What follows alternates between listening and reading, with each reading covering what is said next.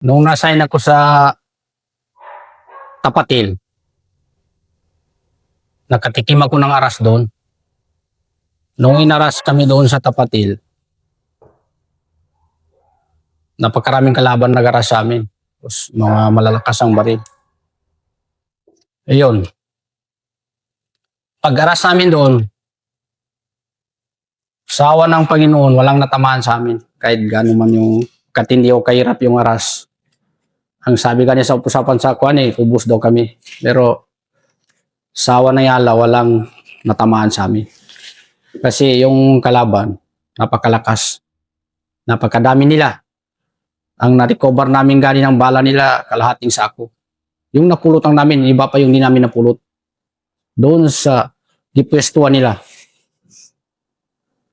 Tapos yun, pagka-clearing namin, naka-recover naman ako doon ng dalawang binasumpay na bomba na napakalaki, dalawa. Ikwento mo nga yung Tapat Hill, saan siya, anong terrain niya, anong itsura ng detachment doon. Yan. O sir. Yung Tapatil kasi, dati yan, batalyon ng 7IB. Tapos malawak yan. Tapos kami yung ina-assign doon sa pinakatuktok, pinakalas. Kasi nagbabantay kami ng yung 105.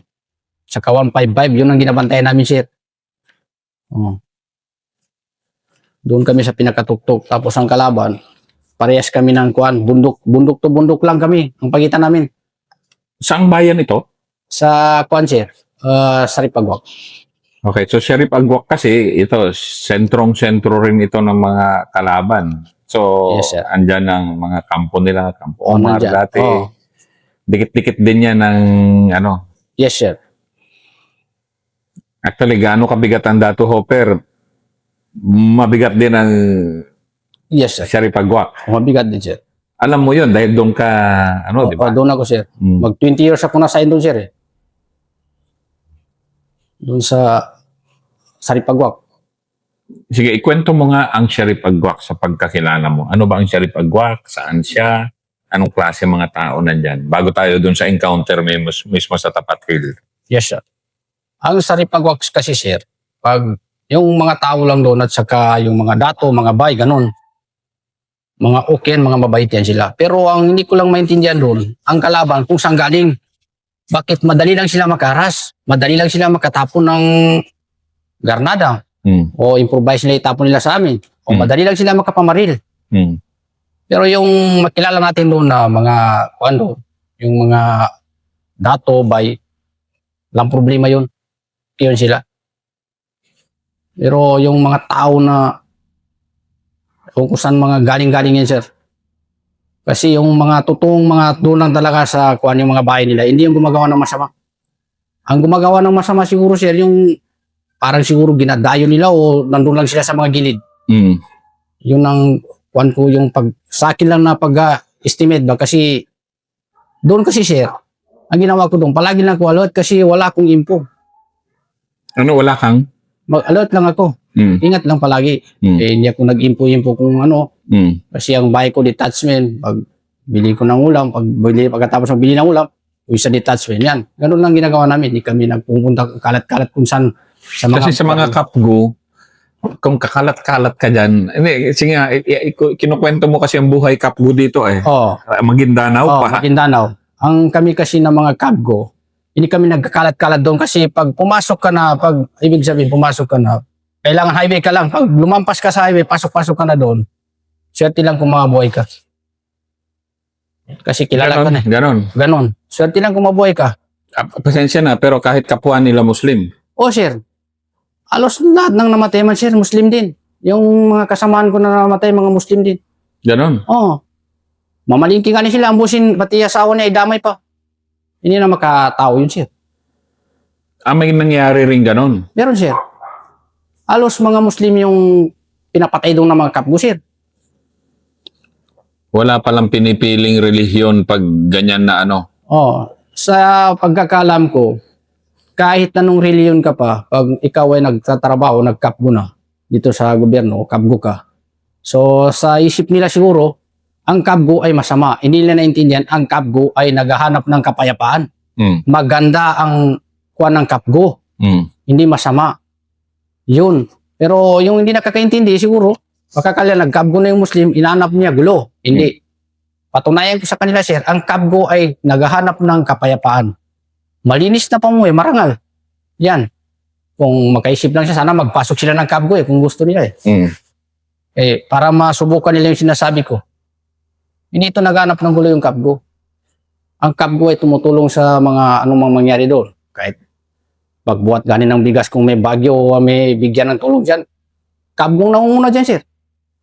Kaya para malaman nila, ang kabgo dapat mahalin nila. Kasi ang kabgo talaga, ang tunay na magano talaga, naghahanap ng kapayapaan. Walang hangarin yung kabgo na masama. Ako nga Muslim ako Bakit ang tagal-tagal ko na sa kabgo? Kasi ito, ang hanap ko talaga marangal. Yung mapayapang pamumuhay, hindi yung tago ka ng tago. Gumawa ka ng masama, hindi pwede yun. Yan ang dapat gawin nila. Tularan nila, sir. Tama yan. Kasi 21 years ka na nakapgo. Yes, sir. 21 years na ako nakabgo, sir. Kaya ang dami ko ng experience kasi dahil sa aba ng serbisyo ko. Oo nga Katulad nito, Tapat Hill. Sige nga, ikwento mo nga paano nagsimula yung encounter na yan. Yung harassment na yan. Kasi inaras kami niyan sa Tapat Hill, sir. Mga alas 9 ng gabi. Kasi kada magaras ang kalaban noon, hindi talaga maglampas ng kuwan yan. Alas 9, alas 8, alas 7, ganun. Ganun ba? Tapos yun, pag-aras namin doon, siyempre, napakatinding aras na yun. Kaya gusto ng kalaban, i-wash out din kami. Kunin kami doon ng buhay. Kunin talaga kami doon ng buhay. Kasi yung kalaban, umakyat na, magsigaw-sigaw na pamutulang kami ng utin. Kasi yung kalaban, sir, sobrang tapang talaga. Pag konting lang kayo, pag hindi ka talaga maglaban, kawawa ka. Kailangan laban ka na kasi pag umatras ka pa, lalo kang matamaan. Kaya ilaban mo na lang. Kasi hindi man yung bakal yung katawan nila, sir. Pag matamaan sila, mahulog din. Kaya yun, pag magsigaw sila ng pamutulang ka ng utin o ulo, pag masyak ka, magtakbo ka, wala na. Yun pala yung nila sa inyo, pang psyops nila sa inyo talaga. O talagang rin sila?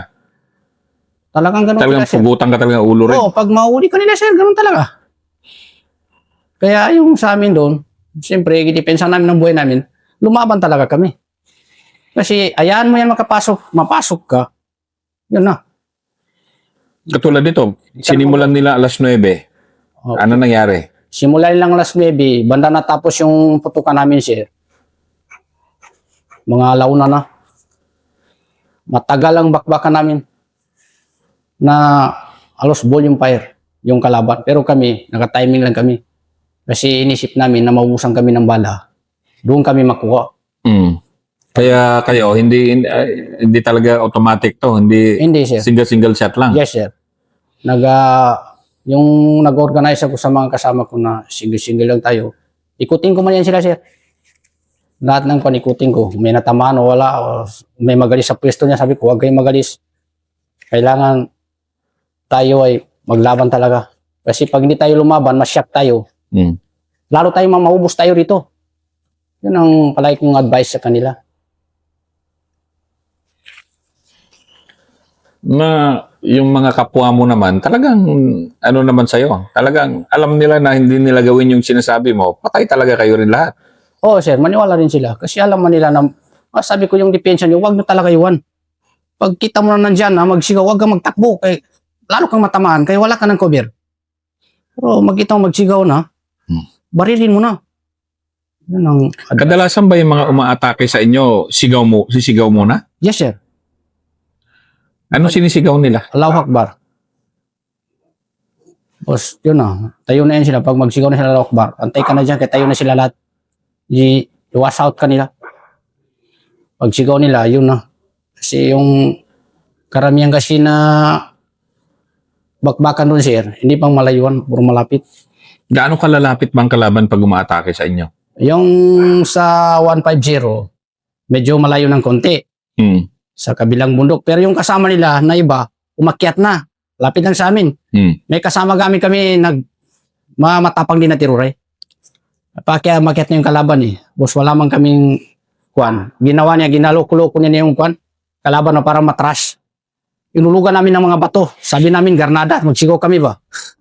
Oh, Paano?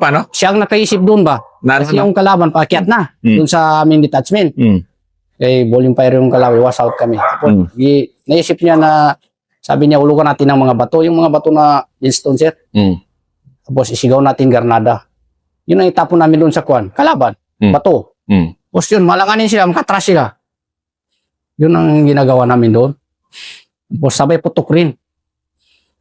Pero hindi volume pa, isa-isa lang kasi inisip namin na pag walang reinforce, hindi kami abutan ng reinforce, kawawa rin kami.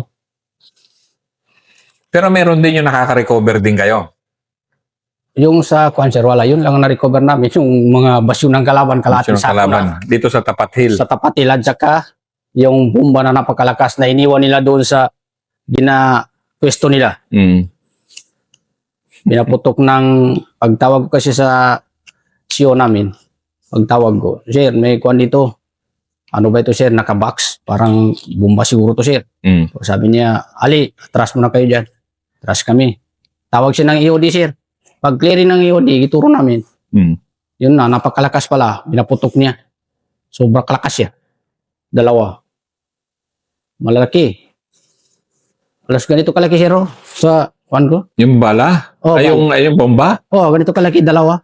Bawat isang sir, kasi ang haba niya, pinadugtong. Bawat isang kaba niya, ganito kaba. Pero ang laki niya, ganito. Sus, ang laman nun, yung mga pako-pako, di ba, na pinagpuputol? Oh, sir. Mga bakal. Bakal. Oh. Nung pinaputok ng grabe kalakas. Yung pasalamat kami kay Subhanahu wa Ta'ala. Hindi na depensahan kami. Walang nangyari sa amin. Ang usap-usapan sa baba, ubus kami.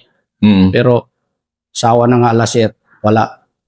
Pero kung pakinggan mo lang yung putok, sir, talagang ubus kami. Kasi pati mga kutsara, kaldero, natamaan. Ganun. Oh, mga damit natamaan. Kaya matindi talaga yung pagano nila doon. Ang hirap pala na maging kahugo sa ganyan na mga lugar, no? Yes, sir. Yung panahon namin, sir, kahit ipointed mo na kabgo yung hindi magkabgo yan. Ano, no? Yung time namin, kahit wala ng training, sabi magkabgo ka. Hindi yan magkabgo. Kasi napakatakot, napakadelikado noon. Pero ngayon, marami nang magkabgo. Oo, kasi mas magkano lang naman ang sahod nyo noon. Tiis-tiis lang. Tapos ganun lang, binubuhis ang buhay. Na, Gani, ano. 1.8 lang noon, sir. 1,800 lang noon. Tapos umabot ngayon ng 12,500. Mabuhay mo na pamilya mo, no? Mabuhay na, sir. At ako yung kabgo na napakaraming talent pa na marangal na pamumuhay. Sige nga, ano pa mga talent mo? Maliban sa pagbabarbero. Oh, malimas pa babero. Dati naging parang professional driver din ako, sir, kasi dalawang CEO naging drivean ko. Si Captain Lantaya, naging CEO ko, driver niya ako. KM450, sir. Kaya marami rin na medyo naiingit sa akin kung ano ako, sundalo na ba ako, ano. Eh, kabgo nag-drive ng mga military vehicle. O si Sir Valenzuela, dalawang opisyal. Drive ako ng... Kasi ganun yung tiwala nila sa'yo. Yes, sir. Yung amakin mo, CEO mo, project mo, tapos kabgo lang yung driver. Tapos magpasahod kami ng cashier. Naging driver ako ng penance din ng 38 IB. Magpasahod kami ng kaya akala nila sa akin sundalo ko. Kaya doon sa aming lugar, mga sundalo at saka yung nawasanan doon sa mga bayan lang na mga kilala ko na kilala tayo na mabuting tao, sir. Tumutulong talaga tayo sa bayan. Doon sa Saripagwak. Tinuring mo ba na bahay mo ang bayan mo ang Sharif Agwak? Oo, sir. Kasi doon ako nakatira sa detachment. Tapos yung mga tao ng Saripagwak at saka mga dato doon, minahal nila ako. Mas minahal ko pa sila. Kasi batang lansangan lang. Tapos yung mga dato kasi, maawain na siguro sila sa akin. Pag makita nila ako doon, sir, sa gilid ng detachment, tinatanong nila ako niyan, nakakapi na ba ako? Wala. Minsan, kung nakakapi ako, sinabi ko talaga totoo, nakakapi na ako, pero binibigyan pa rin ako. O sabi, pambili mo ng ulam. Kasi, kung nakakapi na ako, hindi ko sabihin na hindi ako nakakapi. Kaya, lahat sila doon, mga babae man o mga lalaki na mga mahal nila ako. Bakit mo nakuha ang loob nila na mahalin ka ng mga, yung doon sa mga sa palibot ng detachment nyo? Saan sinasabi mo? Sa Labu-Labu detachment o kahit saan detachment ka mapunta? Kahit saan detachment ako mapunta, sir. Ano bang style mo? Bakit napapamahal yung tao sa'yo? Yung kwan, sir, ako, sir, bilang isang kabgo, kahit hindi ko kilala, marespeto ako. Pero hindi ko lang sinasamahan. Kahit hindi ko kilala, kahit siguro kalaban pa maggan sa akin, dadaan kami. Hindi man natin kilala. Ang sabihin ko, sige, daan na kayo. Napaka-respeto ko na sir. Sobra. Kaya yung patularan ko sa mga kasama ko na na tayo ay hindi kahalang. Tayo ay model. Model tayo ng kapgo. Kaya kung kahit sinong tao, kilala mo na hindi, pag magrespeto sa'yo, mas lalong respetuhan. Ganun ang ginagawa ko, sir. Pasensya ka na, pero hindi ka naman nakapag-aral, di ba? Yes, sir. So bakit saan mo natutunan ang magandang ugali?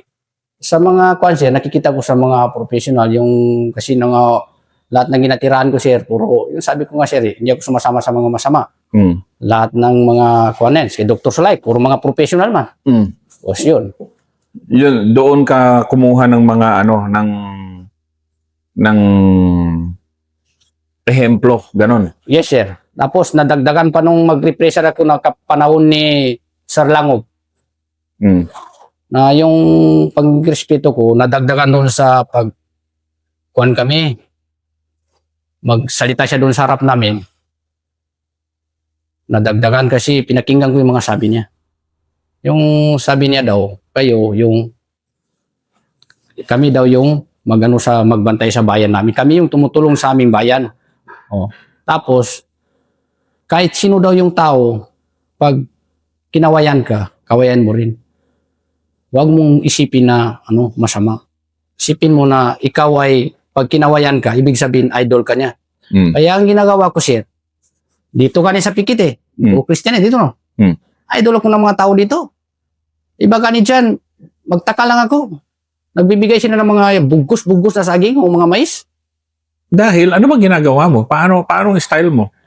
Yung style ko, sir, talagang nasabi nila dito, ako lang daw yung Muslim na grabe ka respeto. Kasi ako, sir, magalang talaga ako. Kahit babae o matanda, lalo pa yung matanda, sir. Kasi yung i-compare ko yung naranasan ko. Yun. Kaya maunawayan ako. Pag may pera ko, mahirap lang ako. Kahit walang-wala na kahit makita ko yung kawawa, ibigay ko pa yun. Kahit wala ko pang bigas. Pambili ng bigas. Hindi ko naisipin na, pambili ko ng bigas ito, wala akong bigas doon. Saka ko naisipin, ibigay ko lang muna yun. Kasi, ganun ang kuwan ko, sir. Kaya yung siguro yung mga tao na nakikita nila, totoo talaga na mabuti akong tao, kahit mahirap ako. Kasi malaki ang pinaghuhugutan mo kasi na yung paglaki mo, walang-wala. Nabuhay ka lang sa tulong ng mga tao din at ano-ano. O yun, sir. Yun din ang malaking ginawa kong kuwan, sir. Nabuhay ako na humingi ako. Kaya mamimigay ako kasi pasalamat ako. Dati gani, humingi ako Ngayon, ako nang bumibigay. Napakasarap, sir, sa pakiramdam. Maluwag talaga sa pakiramdam. Pag nabigyan mo yung tao na mahirap, tapos ang saya-saya ng mukha niya, napakasarap sa akin, pakiramdam ko. Kaya, yung mamigay ako, hindi Parang ganun din, ganun ka rin kasi noon. Oo, sir. Kaya hindi ako magdamot magbigay. O nagga-garden nga, wala akong maibigay. Yung garden ko, i-post ko pa ganyan. Yung garden ko dyan sa labas. Ko, kahit sino, kahit dumaan ka lang dito kung gusto mo, kuha ka. Kasi wala akong pamigay. Pamigay ko na yung kuhan ko dyan. Kaya sinusuklian siguro ng sabi nila na pag mabait ka, suklian ka rin. Hindi ko hiningi ang sukli doon sa kanila. Siyala lang bala sa akin. Pag bumigay ako, hindi ko inisip na bigay ko to para masuklian ako. Hindi, sir. Ang iniisip ko lang, nakabigay ako. Tapos siyala lang bala sa akin. At pasalamat ako, nakabigay ako. Yun, masaya na ako doon, sir. Kaya lahat ng mga tao, sikat ako sa mabuti talaga na tao. Ako medyo talagang tumitigil at nakikinig sa iyo sa pagkukwento mo dahil sa hirap ng dinanas mo, Yes, sir. yung nga, pinili mo maging mabuti Oo, sir. at maging matapang. Yes, sir. Sige, isa pang encounter na medyo hindi mo rin makalimutan. Yung another encounter, sir, na natin sa Clipanges, Sa natin. Sa lining, sir. Ka-lining. Una pa yung lining, uli yung labo-labo. Sige. Yung lining naman, kasi itong lining detachment na to, Sobra katindi yan, sir. marami na rin ang namatay na sundalo dyan. Sundalo, kabgo, maraming namatay dyan. Marami na. Ano ba ang lining detachment? Nadaanan ko, pero ikwento mo, ikaw magkwento. Ang lining ikwento ko. detachment. Ang lining detachment kasi, sir, noon, sobra ka delikado. Hindi lang delikado, sobra delikado talaga. Pag hindi ka mag-alert sa dumadaan, kung hindi ka mamatay, maundid ka. Kasi tinatapunan ka, binabaril ka. Na dumadaan lang yung nakamotor. Ganon. Tapos wala pa ako dyan sa lining detachment na yan. Marami na kaming unang nag-detachment yan narinig ko dyan, unang detachment yan, nag-police. May na-only din sa kanila. Tapos kami naman, yung 38, may na-only din. Mga kabgo, may namatay pa. Kaya napakatindi yung detachment na lining na yan. Maraming namatay dyan. Tapos, yung 2019, na-assign ako sa lining detachment. Nung narinig ko na doon ako ma-assign, nagdadasal po ako, sir. Kasi, lahat ng kasamaan ko na i-assign doon, maginto. Dahil? Napakadelikado. Maginto yan, sir. Mag-awol. Marami na yung pangalan na pinasa doon na maginto. Dahil talagang... Delikado talaga kasi isang sipyat mo lang, kumpiyansa ka lang sa pag-duty mo, madiskrasya ka na kasi yung kalaban, siguro nandun lang tingin-tingin kasi magtapon, mamaril. Kahit umaga, mamaril sila. Kaya napakadelikado. Yung nauna sa akin na pasang pangalan doon, uminto. May sumunod pa, uminto pa rin. Tapos ako, siyempre, gusto ko rin, sir, hindi ako maginto. Gusto ko talaga magkapgo. Pangalawa, hindi ko pa nakilala yung mga magulang ko na lubos-lubusan. Ayoko talaga, wala akong mapuntahan. Ang nagdadasal ako, ang ginawa ko, nagsala ko muna. Bago ako pumunta doon sa lining, nagdadasal ako. Ang sabi ko doon, Ya Allah, wala man kaming kasalanan, wala man kaming ginagawang masama. Sana po ay pag mapunta na ako doon, lahat ng mga kasama ko doon, lalo na po ako, wala pong mangyari sa amin. Tulungan mo po kami, Ya Allah. Yun ang dasal ko doon. Sa awa ng Panginoon, sir, nung na-assign ako doon, sa unang aras sa amin, ang unang aras sa amin, walang natamaan sa amin.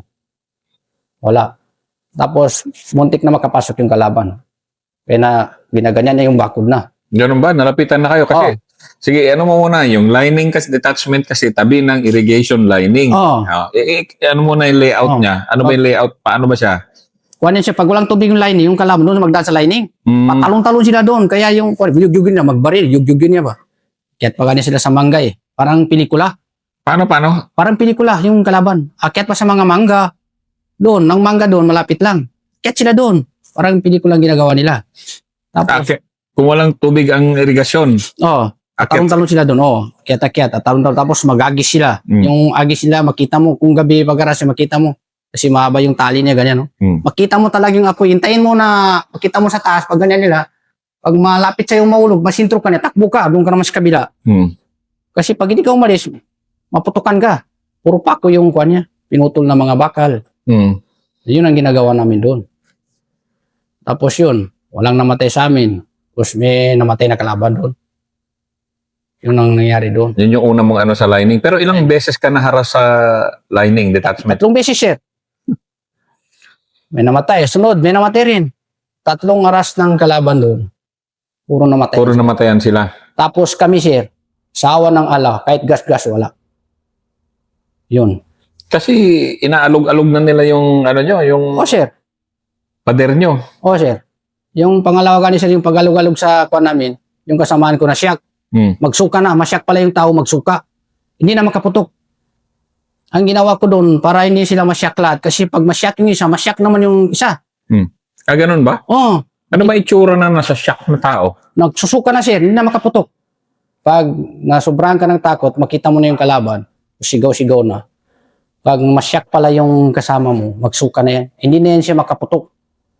Tapos ang style ko naman, doon, mapaputok ako, hindi na ako mag-cover para magaya nila ako ba, na hindi sila matakot. Yun ang ginagawa ko sa kanila. Hindi ka nagko-cover? Hindi na, sir. Para yung ibang kasama doon, makapaputok din na rin sila masyak. Yun ang ginagawa ko doon. Yun ang pangalawa. Ang tibay mo naman, pero talagang wala ka. Kasi Hindi ko tatanungin, pero may dala-dala ka, siyempre. sir, yung kwan. Yung bigay ng tiruray. Yung iba bigay, yung bigay ng tirura, pero binigay ko na yun. Kasi hiningi niya eh. Siyempre, sabi niya sa amin man yan, sa lolo namin niya. Kaya, siyempre, Binigay mo na rin. binigay ko na rin. Pero ganun, hindi man malaki kasi yung area nyo, kaya para hindi ka mag-cover, medyo ibang klase rin na laban yung sa'yo. Sir. Yun ang kaya ang tawag ng mga kasama ko doon sa akin, doon sa lining. Pati yung kadre namin, assorted daw. Kasi yung pag makakuhanin ko, talagang inarap ko na yun, sir. Kasi pag hindi ko harapin, intayin kung may makapasok pa ng kalaban, lalo kami mahirapan maglaban, sir. Kasi maliit lang yung kampo namin. Late nga lang. Maliit lang. Pag sa isip ko, pag hindi ko to harapin, hayaan ko na lang. Pag mapasukan kami, wala na. Dito na kami sa loob-loob magbabarilan. Wala na. Kawawa kami. Kaya pilitin ko talaga na makapasok yung kalaban. Yun ang ginagawa ko doon. So dumidikit ka talaga sa perimeter nyo? Sir. Para Minsan- minsan lumalabas pa ako doon sa kuha namin, sir.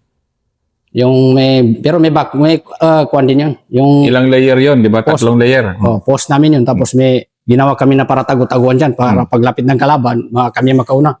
Doon. Tapos may backup din ako nakaarin. May kasama rin kami doon na matapang si Kanapya.